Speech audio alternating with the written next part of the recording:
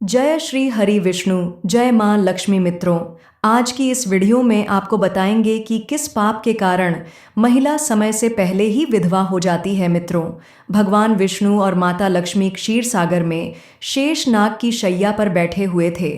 तब माता लक्ष्मी के मन में जिज्ञासा हुई और उन्होंने भगवान विष्णु से प्रश्न किया, हे प्रभु, किस कारण से एक महिला समय से पहले विधवा होती है? ऐसा वह कौन सा पाप है जो एक पतिव्रता नारी को भी विधवा बना डालता है? क्या महिला के विधवा होने के संकेत पहले से मिलते हैं? तथा महिला का वह कौन सा अंग है जिससे यह पता चलता है कि महिला विधवा होगी या नहीं? इस प्रकार से प्रश्न पूछने पर भगवान विष्णु कहते हैं, हे प्रिय, तुमने उचित ही प्रश्न किया है। यह सत्य है कि कुछ महिलाओं के भाग्य में जल्दी विधवा होना लिखा हुआ होता है, चाहे वह पतिव्रता ही क्यों ना हो। किंतु एक पाप के कारण महिला विधवा बनती है और महिला के शरीर का एक अंग उसके विधवा होने का संकेत भी देता है। भगवान विष्णु कहते हैं, हे देवी, तुम्हें इस परम गोपनीय सत्य को बताने से पहले मैं तुम्हें एक कथा सुनाता हूँ। इस कथा में तुम्हें तुम्हारे सभी प्रश्नों के उत्तर मिल जाएंगे, इसीलिए तुम इस कथा को ध्यान से सुनना। मित्रों, भगवान विष्णु ने माता लक्ष्मी को एक अत्यंत सुंदर कथा सुनाई है। इस कथा के माध्यम से भगवान ने समस्त मानव जाति के कल्याण के लिए कई महत्वपूर्ण उपदेश दिए हैं, इसीलिए आप इस कथा को पूरा जरूर सुने। इस कथा को आधा अधूरा सुनना पाप माना जाता है। तो चलिए शुरू करते हैं। मित्रों, एक समय की बात है। मध्य देश में एक अत्यंत धनवान सेठ रहा करता था। उसका एक पुत्र और 3 पुत्रियां थीं। उसकी तीनों पुत्रियों का विवाह अच्छे और धनवान घराने में हो गया था, किंतु सेठ की एक पुत्री को दुर्भाग्य का सामना करना पड़ा। उसकी एक पुत्री विवाह के कुछ ही वर्षों के बाद विधवा हो गई और अत्यंत दुख में जीवन बिताने लगी। उस विधवा महिला का नाम सावित्री था। सावित्री अत्यंत सुंदर, गुणवान और पतिव्रता नारी थी, किंतु उसके भाग्य में जो अशुभ लिखा हुआ था वही उसके साथ घटित हो गया। सावित्री के पति ने विवाह के समय केवल सावित्री का सुंदर रूप और उसके पिता की धन संपत्ति देखी थी, जिससे उसे भी जल्दी ही शरीर का त्याग करना पड़ा। बचपन से ही सावित्री के शरीर के अंगों पर उसके विधवा होने के लक्षण दिखाई दे रहे थे, लेकिन किसी ने उस पर ध्यान नहीं दिया था। सावित्री के पिछले जन्म के कर्मों के कारण उसे इस जन्म में विधवा होना पड़ा था। भगवान विष्णु कहते हैं, हे देवी, अब मैं तुम्हें सावित्री के पूर्व जन्म की कहानी सुनाता हूँ, उसे तुम ध्यान से सुनो। सावित्री का पिछले जन्म में एक ब्राह्मण के घर पर जन्म हुआ था। उसका नाम था गायत्री। वह ब्राह्मण राजा को अत्यंत प्रिय था, जिस कारण से ब्राह्मण का घर धन धान्य से भरा हुआ था। उसके पास बहुत सारी धन संपत्ति थी, जिससे ब्राह्मण बहुत ही उन्मत्त और गर्विष्ठ बन गया था। वह ब्राह्मण अपनी पुत्री गायत्री से बहुत प्रेम करता था, क्योंकि वह उसकी एकलौती पुत्री थी। गायत्री बहुत ही सुंदर थी और पिता के लाड प्यार से वह भी बिगड़ चुकी थी। उसके पिता उसकी इच्छा को पूर्ण करते थे, उसे कभी किसी चीज की कमी नहीं पड़ने दी। गायत्री ने अपने जीवन में कभी दुख नहीं देखा था और उसे अपनी सुंदरता पर भी अत्यधिक घमंड था। फिर जब गायत्री विवाह करने के लायक हुई तो उसके पिता ने उसका विवाह करने का सोचा, लेकिन उसकी एक शर्त थी कि जो भी गायत्री से विवाह करेगा वह उसके साथ उसके पिता के घर में रहेगा, अर्थात घर जमाई बनकर रहेगा। ब्राह्मण ने अपने सभी रिश्तेदारों को यह बात बता दी और चारों तरफ यह बात फैल गई। कई विद्वान और ज्ञानी पंडित गायत्री के घर पर उसे देखने के लिए आ गए, लेकिन गायत्री ने किसी को भी पसंद नहीं किया।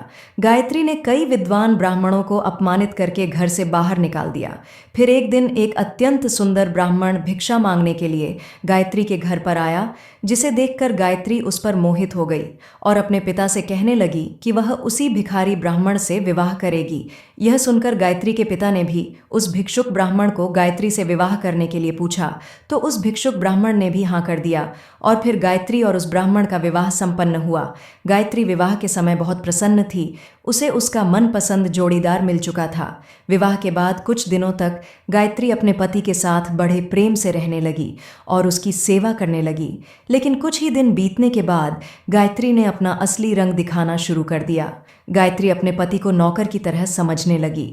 उसकी आज्ञा का पालन करने की जगह पर उसे ही आज्ञा देने लगी। गायत्री अपने पति को भी उसके नाम से बुलाने लगी। खुद अपने पति के पैर दबाना छोड़कर अपने पति से ही खुद के पैर दबवाने लगी। गायत्री स्वेच्छाचारी थी।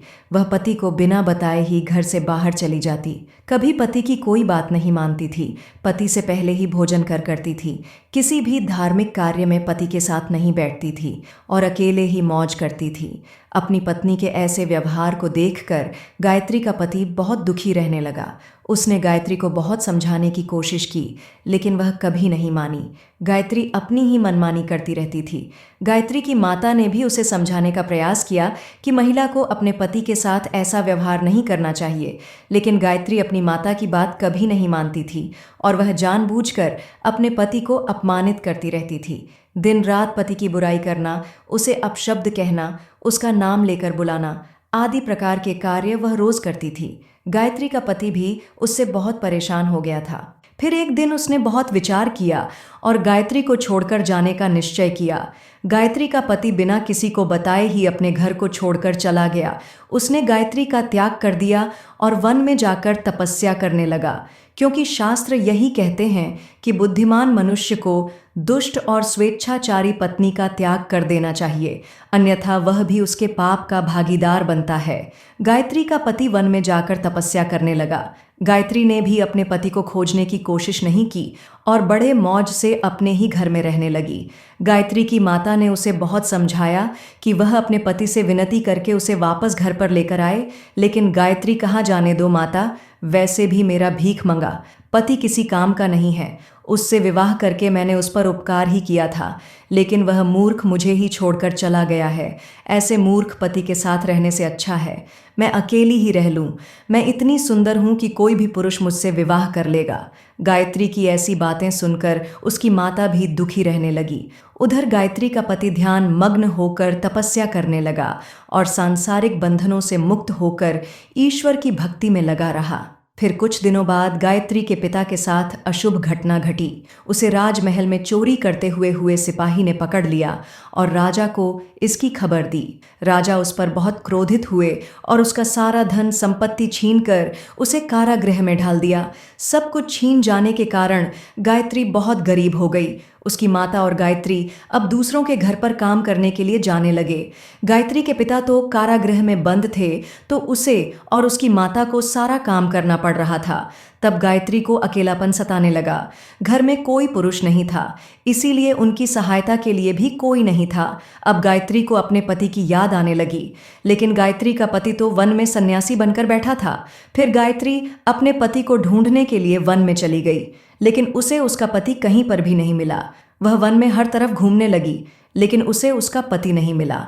फिर वह एक जगह पर विश्राम करने बैठी तो अचानक उस स्थान पर एक शेर आ गया और उसने गायत्री पर हमला कर दिया और उसी क्षण गायत्री के प्राण चले गए। मृत्यु के बाद 2 यमदूत गायत्री को घसीटते हुए यमलोक ले गए। यमलोक में जब गायत्री यमराज के सामने जा पहुंची तो यमराज ने उसके पाप और पुण्य का मूल्यांकन किया। यमराज कहने लगे, यह तो अत्यंत पापी महिला है। इसने कभी अपने पति का सम्मान नहीं किया। इसने बार बार केवल अपने पति का अपमान ही किया है। यह उसका नाम लेकर बुलाती थी और अपने पति के साथ नौकर की तरह व्यवहार करती थी। ऐसी दुष्ट महिला को तो नरक में भेजना चाहिए। फिर गायत्री नरक में चली गई। अनेक वर्षों तक नरक में सजा भुगतने के बाद गायत्री को अपने पूर्व जन्म के कर्मों का प्रायश्चित करने के लिए फिर से मनुष्य जन्म प्राप्त हुआ। जो पाप गायत्री ने किए थे, उसी पाप के कारण गायत्री के शरीर पर विधवा होने के लक्षण प्रकट हुए थे।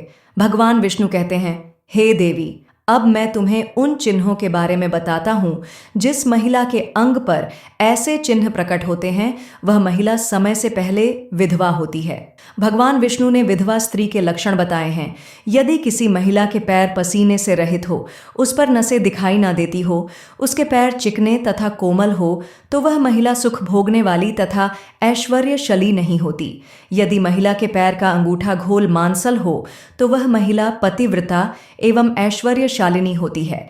यदि महिला के पैर के अंगूठे पर नसें दिखाई देती हो, तो वह दुर्भाग्य से युक्त व्यभिचारिणी होती है। बहुत छोटे अंगूठे वाली महिला क्लेश करने वाली और दुख भोगने वाली होती है।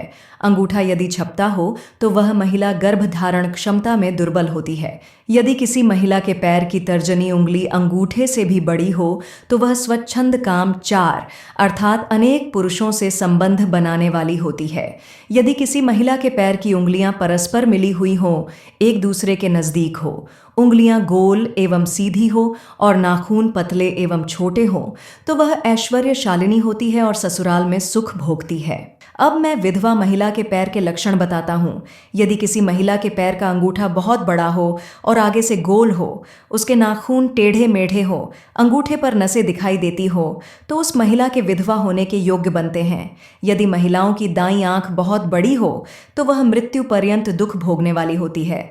और यदि महिला के पैर मांस रहित हो, तो ससुराल के भाग्य को नष्ट कर देती है। यदि किसी महिला के पैर की अनामिका उंगली बाकी उंगलियों की तुलना में बहुत छोटी हो, तो वह कलह करने वाली और घर के वातावरण को असहनीय बना देने वाली होती है। यदि किसी महिला के पैर की मध्यमा उंगली अर्थात बीच की उंगली ज्यादा लंबी हो, तो वह विवाह के लिए अयोग्य होती है। जो महिला चलते समय पैर पटकते हुए चलती हो और धम धम आवाज करती हो, तो वह अपने पति का विनाश करने वाली होती है। भगवान विष्णु कहते हैं, हे देवी, इन्हीं लक्षणों के कारण सावित्री समय से पहला विधवा हुई थी। पिछले जन्म के कर्मों के कारण ही महिला के विधवा होने के योग्य बनते हैं। जो महिला अपने पति का अपमान करती है, उसका नाम लेकर बुलाती है तथा उसके भोजन करने से पहले ही भोजन करती है, तो वह महिला निश्चित ही समय से पहले विधवा होती है। एक पतिव्रता महिला कभी पति का अपमान नहीं करती, कभी उसे नाम लेकर नहीं बुलाती और सदैव पति से एकनिष्ठ रहकर उसकी इच्छा के अनुसार चलती है। उस महिला की कभी दुर्गति नहीं होती और वह मृत्यु के पश्चात मरण लोक को प्राप्त करती है। तो मित्रों, इस प्रकार से भगवान विष्णु ने माता लक्ष्मी को अत्यंत महत्वपूर्ण कथा सुनाई है। उम्मीद है आपको यह जानकारी अच्छी लगी होगी। वीडियो को लाइक जरूर करें और कमेंट में जय श्री हरि विष्णु और जय माता लक्ष्मी जरूर लिखें।